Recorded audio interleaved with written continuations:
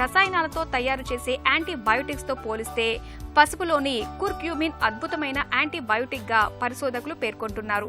ముందు ముందు అచ్చంగా పసుపు లాంటి సహజ పదార్థాలతోనే యాంటీబయోటిక్స్ మందులు తయారు చేయాలన్న ఆలోచన ఉందని పరిశోధకులు వివరిస్తున్నారు.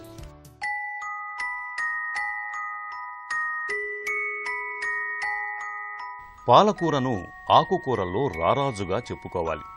పాలకూరలో 13 రకాల యాంటీ ఆక్సిడెంట్ పోషకాలు ఉన్నట్లు నిపుణులు చెబుతారు. ఇవి యాంటీ క్యాన్సర్ ఏజెంట్లుగా పనిచేస్తాయి. ముఖ్యంగా ఊపిరితిత్తులు, బ్రెస్ట్ క్యాన్సర్ను అదుపు చేయటంలో ఇవి ప్రముఖ పాత్ర పోషిస్తాయి.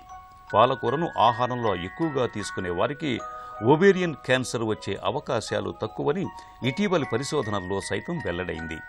గుండె జబ్బులు రాకుండా అడ్డుకుంటాయి. పాలకూరలో లభించే ఫ్లేవనాయిడ్స్ వయసుతో పాటు వచ్చే మతిమరుపును దూరం చేస్తాయి. పాలకూరలో మన శరీరానికి అవసరమైన పోషకాలు పుష్కలంగా లభిస్తాయి.